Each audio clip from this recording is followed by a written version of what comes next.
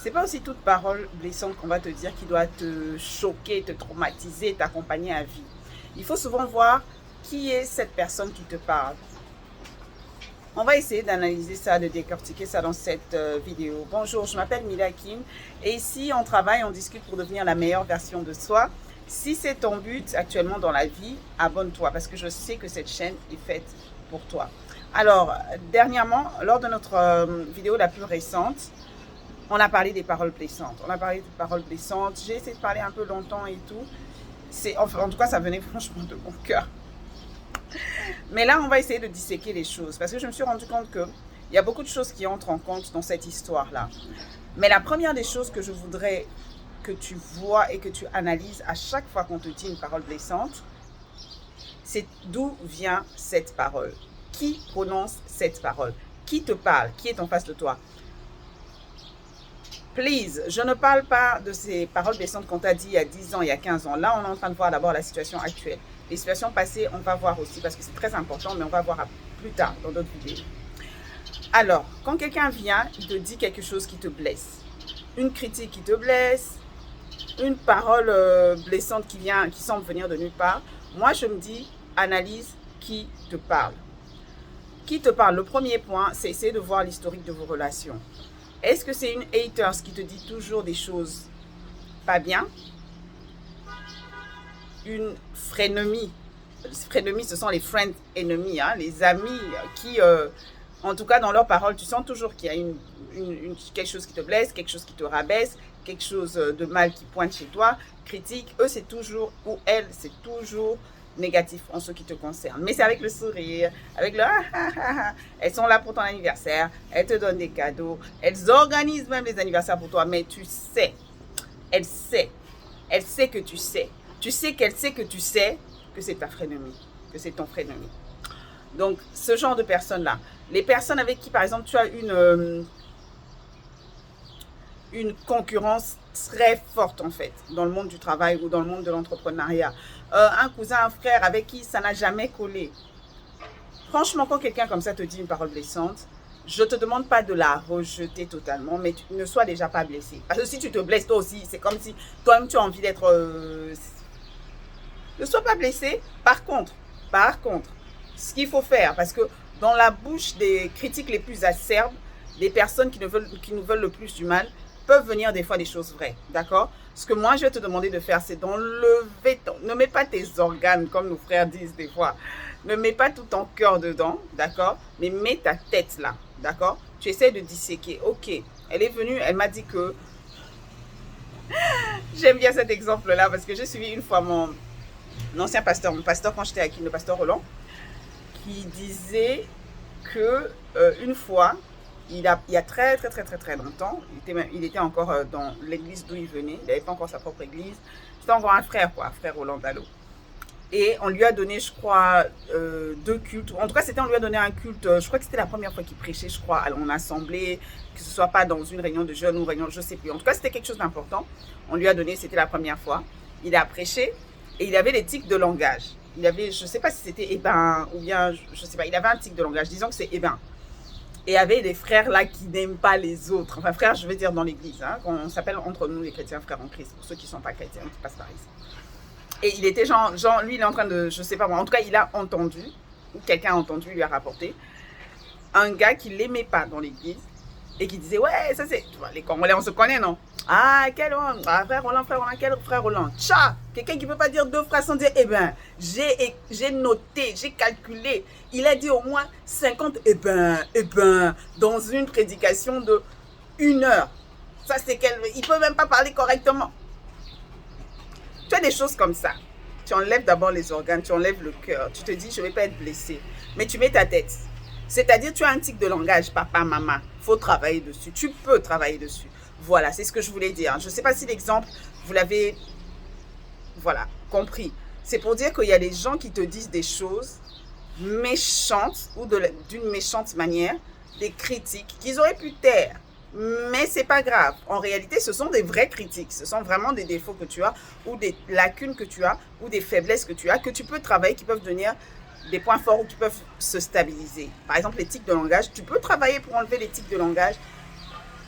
Voilà. Cherche comment bien s'exprimer, comment bien communiquer sur cette chaîne. Tu fais comment bien communiquer, Mila, Kim, tu vas trouver. On a fait, je crois, 1 ou 2 vidéos comme ça où on a parlé de comment éliminer les tics de langage, tout ce qu'il faut faire pour avoir une communication potable, en tout cas, potable, si pas bien meilleure que celle qu'on a actuellement. Voilà. Donc, les tics de langage, tu peux les enlever. Tu n'es pas né avec. Si tu enlèves ça, tu ne vas pas mourir. Au contraire, ça va te faire du bien. À chaque fois que tu vas communiquer avec quelqu'un d'autre, tu seras plus clair, les gens te suivront plus aisément. Donc, la personne t'énerve, la personne ne t'aime pas, mais la personne dit quelque chose, peut-être de la mauvaise manière, mais en tout cas, c'est quelque chose qui peut t'aider.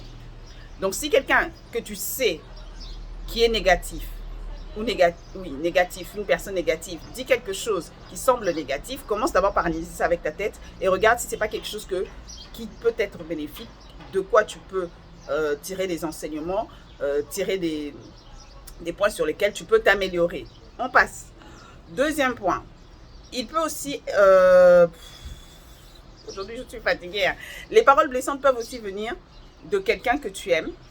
Et là, quand je parle de paroles blessantes, là, je parle plus de critiques et tout et tout. Hein. Ce n'est pas des injures ou des insultes. Là, vraiment, on sait que qu'est-ce que tu vas analyser quand quelqu'un t'insulte. Voilà. Mais ce sont plutôt des critiques, mais qui font mal. Des critiques peut-être qui sont mal dites, des critiques qui sont dites de manière répétée, tout le temps. Genre, tu m'as dit ça lundi, gars, mercredi, c'est bon, j'ai compris, quoi. Voilà. Ça peut venir de quelqu'un qui t'aime, que tu aimes, vous avez de bons rapports, il n'y a pas de problème. Mais tu te dis, mais ça vient d'où, en fait? Ça vient d'où? Oui, évidemment, ça peut être quelque chose de vrai. Ça peut être quelque chose, comme on vient de dire, sur laquelle tu dois travailler. Mais ça peut aussi être juste que la personne te dit quelque chose, mais de la mauvaise manière. Et là, je pense que tu peux, soit directement, soit un peu plus tard, mais pas trop tard non plus, hein, pas trop tard de manière à ce que la personne ait totalement oublié ce qu'elle t'avait dit. Ça m'est déjà arrivé. Mais il faut essayer de dire à la personne, voici ce que tu avais dit tel jour. Voilà, tu avais dit ça. Franchement, ça m'avait blessé. J'ai pas aimé la manière dont tu l'as dit. Ou tu vois, quand tu me rapproches des trucs comme ça, je préfère qu'on soit à deux en fait. J'ai pas envie que tu le dises, tout le monde est là et tout, que tu étales mes défauts. Ça me plaît pas. Ça donne pas une bonne image de moi. Je préfère pas. Dis-le lui en fait. Parce que si tu lui dis pas et qu'elle a fait ça par. Elle peut avoir fait ça par maladresse, mais elle peut aussi avoir une mauvaise manière de communiquer ou de communiquer avec toi. Et il faut que tu rectifies ça. Voilà, c'est pas grave. Il faut toujours apprendre aux gens comment nous traiter. Il faut apprendre aux gens comment nous parler. Il faut apprendre aux gens ce qui nous plaît, ce qui ne nous plaît pas. Et moi, je te suggère de faire ça, d'accord? Ne sois pas... Si vous en discutez, après, oublie en fait. Pardonne et oublie. Pardonne et oublie. Si tu sais que la personne te veut du bien, pourquoi est-ce que tu vas garder ça en toi?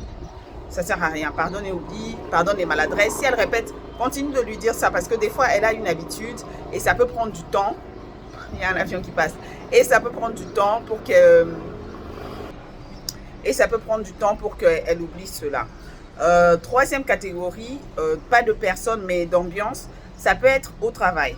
Hein, ça peut être au travail si une personne, de manière continuelle, et je pense qu'on en a parlé lors des vidéos sur la vie professionnelle, n'hésite pas à aller regarder la playlist vie, finance et vie professionnelle, toujours sur cette chaîne. Si une personne continuellement te fait des critiques qui n'ont peut-être pas de sens ou qui sont répétées, ou qui sont faites de manière à te rabaisser, qui ne sont pas constructives, parce que normalement, moi je me dis, quand tu critiques quelque chose, viens avec une solution. Si tu viens critiquer, tu viens pas avec une solution, voilà. Mais si tu sens que ça commence à te déranger, à déranger ton travail, à déranger la vision que les gens ont de toi sur le milieu du travail, c'est important. Hein. À chaque fois, je parle du branding et tout, parce que c'est important en fait. Tu ne vas pas laisser un branding que tu as construit pendant 5 ans être détruit par une personne en 5 emails. Tu n'as pas envie. Si tu sens que tu te sens harcelé, tu te sens bullied, je ne sais pas comment dire. Oui, c'est harcelé pratiquement, oui. Tu te sens harcelé, tu te sens malmené. Tu devrais avoir, ça dépend des institutions où tu travailles, mais essaie de voir, essaie de te renseigner s'il y a des moyens de recourir à des instances internes pour te protéger en fait. Voilà. Il y a des gens, il y a des manières de faire. Chaque emploi a des manières de faire. Peut-être il faut que tu écrives à ton boss, peut-être il faut que tu vois ton boss, peut-être il faut que tu vois son boss. Voilà, peut-être qu'il y a le HR, peut-être qu'il y a un service qui est là pour gérer ces problèmes entre... voilà. Mais ne te laisse pas marcher sur les pieds. Ne te laisse pas venir au travail. Tu quittes ta maison, tu viens passer 8 heures au travail pour te faire malmener par les gens. fais pas ça. On est adulte, prenons nos responsabilités, vois les instances qu'il faut, suis les démarches qu'il faut, que cette personne apprenne à bien te traiter. Il y a des gens qui n'en prendront jamais, il y a des gens, quand tu fais ça, ils se calment. Voilà. On va stopper cette vidéo-là. Ça ne veut pas dire que j'ai tout dit. Si le sujet t'intéresse et que tu veux qu'on traite de ça en long et en large dans une vidéo peut-être de 18-20 minutes, une vidéo bien montée, une vidéo avec plus de structure, plus d'exemples, dis-moi, je vais le faire. N'hésite pas de liker la vidéo, n'hésite pas de partager la vidéo avec quelqu'un qui en a besoin, quelqu'un que tu aimes. Et je te souhaite une bonne journée. À bientôt!